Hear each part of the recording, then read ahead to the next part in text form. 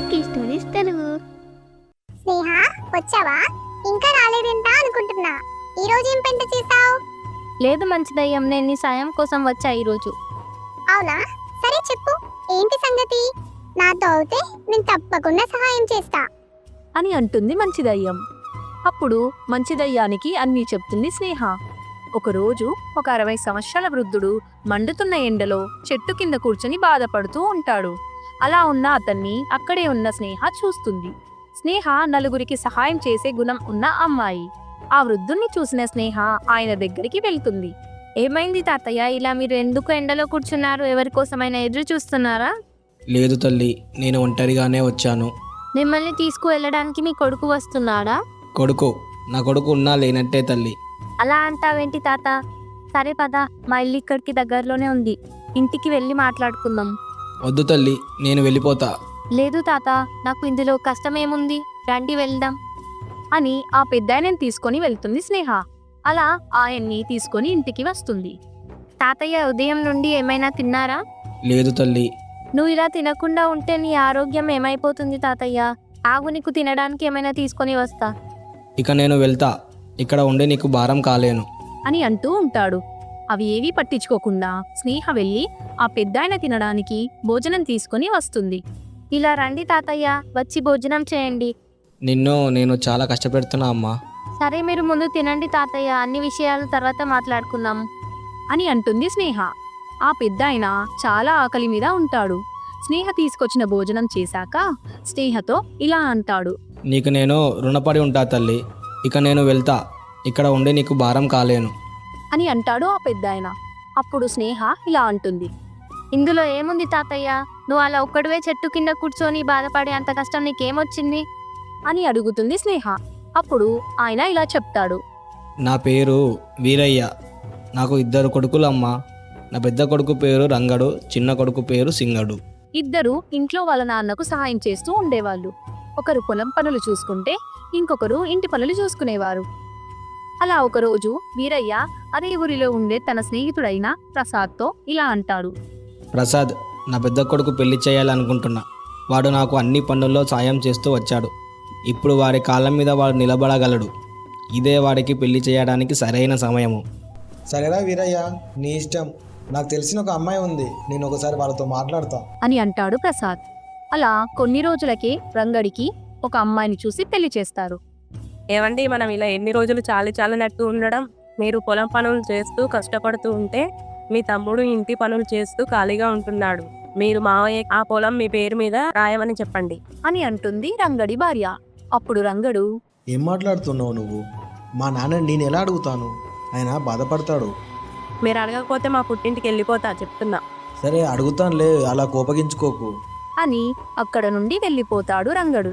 అలా ఒకరోజు వాళ్ళ నాన్నతో ఇలా అంటాడు. నాన్న, నేను మీతో కొంచెం మాట్లాడాలి. చెప్పు రంగా, ఏం మాట్లాడాలి?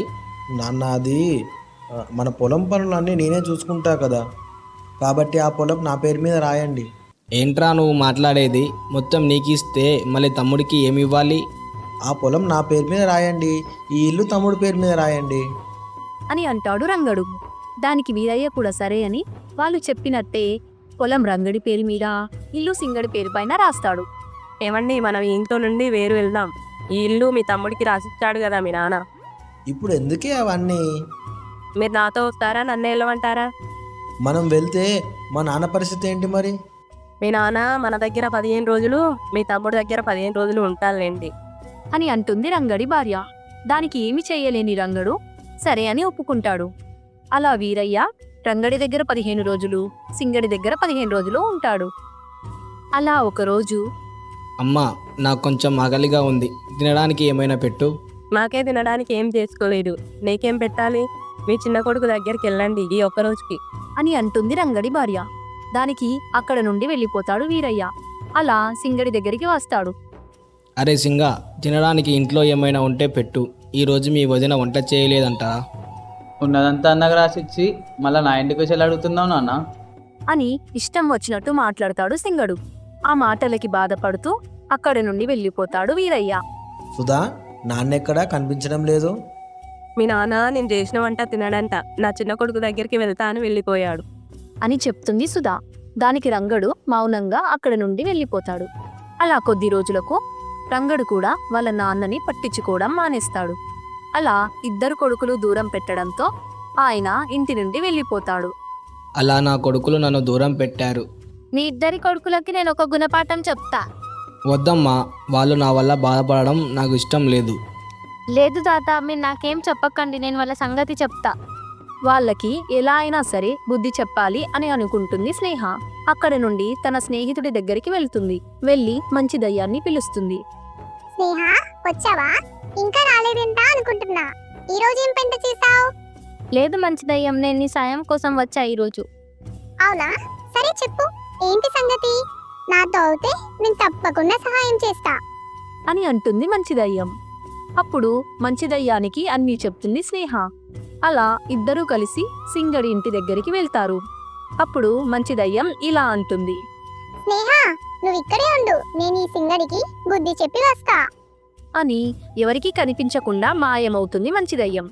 అలా సింగడికి బుద్ధి చెప్పి వస్తాను అని సింగడి ఇంట్లోకి వెళ్తుంది. మీ నాన్నని ఇంట్లో నుండి బయటకు పంపిస్తావా? నీ సంగతి చెప్తా నాకు. అని సింగడికి కనిపించకుండా వెళ్ళి ఆ ఇంట్లో ఉన్న వస్తువులన్నీ గాల్లోకి ఎగిరేస్తుంది మంచి దయ్యం. అది చూసిన సింగడు చాలా భయపడతాడు. ఎవరది? ఎవరంటే చెప్పరేంటి? నేను మీ అమ్మని రా విధవా, నాన్నని ఇంట్లో నుంచి పంపిస్తావా? అని సింగడిని భయపెడుతుంది మంచి దయ్యం. దానికి సింగడు ఇలా అంటాడు. నన్ను క్షమించమ్మా, ఇకపై నాన్న నేను చాలా బాగా చూసుకుంటా, నన్ను ఏం చేయకమ్మా. అని మంచి దయ్యాన్ని బ్రతిమలాడతాడు సింగడు. అప్పుడు మంచి దయ్యం సరే అని అంటుంది. తరువాత ఇంట్లో నుండి బయటకు వచ్చి స్నేహతో ఇలా అంటుంది మంచి దయ్యం. స్నేహ, సింగడి పని అయిపోయింది, ఇప్పుడు రంగడి పని చూద్దాం పదా. సరే పద వెళ్దాం, ఇప్పుడు రంగడిని ఒక పట్టు పడదాం. అని అనుకొని రంగడి ఇంటికి వెళ్తారు ఇద్దరు. అక్కడికి వెళ్ళాక రంగడి భార్య లోపలికి వెళ్తుంది మంచి దయ్యం. అప్పుడు ఏంట్రా ఒక్కడవే పొలం మొత్తం నువ్వే చేసుకొని తింటావా? ఏంటి సుధా ఇలా మాట్లాడుతున్నావు? నేను నీ భార్యని కాదురా. అని రంగడి మీదికి వెళ్తుంది మంచి దయ్యం. అప్పుడు రంగడు ఆ భయానికి కళ్ళు తిరిగి పడిపోతాడు. అప్పుడు మంచి దయ్యం కొద్దిసేపటికి బయటికి వచ్చి స్నేహతో ఇలా అంటుంది. పాపం స్నేహ, వీడు కూడా చాలా భయపడ్డాడు. నేను ఏమనక ముందే కళ్ళు తిరిగి పడిపోయాడు. హహహా. కానీ మనకి కావాల్సింది వాళ్ళు భయపడడం కాదు కదా మంచి దయ్యం, వాళ్ళు మారడం. అవునవును, మరేం చేద్దాం చెప్పు. వాళ్ళకి మనం ఒక గుణపాఠం చెప్పాలి అంటే నువ్వు వెళ్ళాల్సింది రంగడి భార్య లోపలికి కాదు, రంగడి లోపలికి అని చెప్తుంది స్నేహ. మంచి దయ్యం అలా అయితే రంగడికి బుద్ధి ఎలా వస్తుంది అని అడుగుతుంది. అప్పుడు స్నేహ రంగడి లోపలికి వెళ్ళి ఏం చేయాలో మంచి దయ్యానికి చెప్తుంది. అప్పుడు మంచి దయ్యం రంగడి ఒంట్లోకి వెళ్తుంది.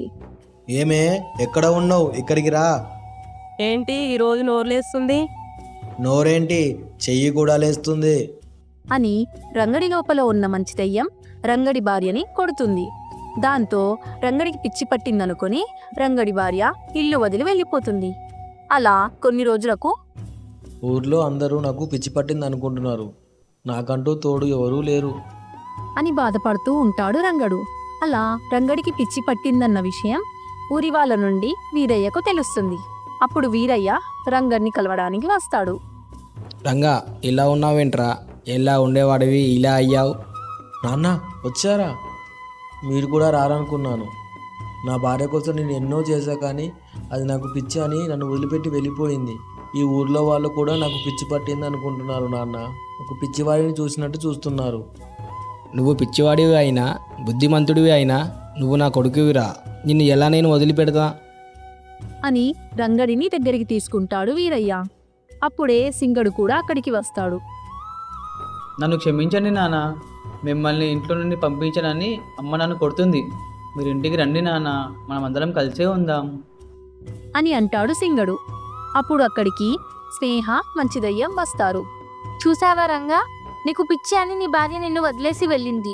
నువ్వు మీ నాన్నని నీ భార్య కోసం బయటికి గెంటేశావు. మీరు ఇలా ఇద్దరు ఉన్నవన్నీ పంచుకొని ఆయనని ఒంటరిగా వదిలేస్తారా అని తిడుతుంది స్నేహ. ఆ మాటలకు ఎంతో సిగ్గుపడతారు ఇద్దరు. అప్పుడు మంచి దయ్యం, సింగా, నువ్వు బాధపడకు, నిన్ను మీ అమ్మలా కనిపించకుండా కొట్టింది నేనే అని నవ్వుతూ చెప్తుంది మంచి దయ్యం. వాళ్ళు చేసిన పనులకు ఎంతో సిగ్గుపడతారు ఇద్దరు. అందరూ కలిసి ఒకే ఇంట్లో ఆనందంగా ఉంటారు. తాతయ్య, ఇక మీరు మీ పిల్లలతో ఆనందంగా ఉండండి. నేను మిమ్మల్ని చూడడానికి అప్పుడప్పుడు వస్తూ ఉంటా. అని చెప్పి వెళ్ళిపోతుంది స్నేహ. మంచి దయ్యం, నువ్వు నాకు చాలా సాయం చేశావు. నేను నీకెప్పుడు నా సాయం అవసరమైనా నేను వస్తాను. సరే స్నేహ, నేను నా చెట్టు మీదకి వెళ్ళి ఆడుకుంటానిక. మళ్ళీ ఏదైనా సమస్య ఉంటే నన్ను పిలువు, ఓకేనా? అని చెప్తుంది మంచి దయ్యం. స్నేహ కూడా సరే అంటుంది.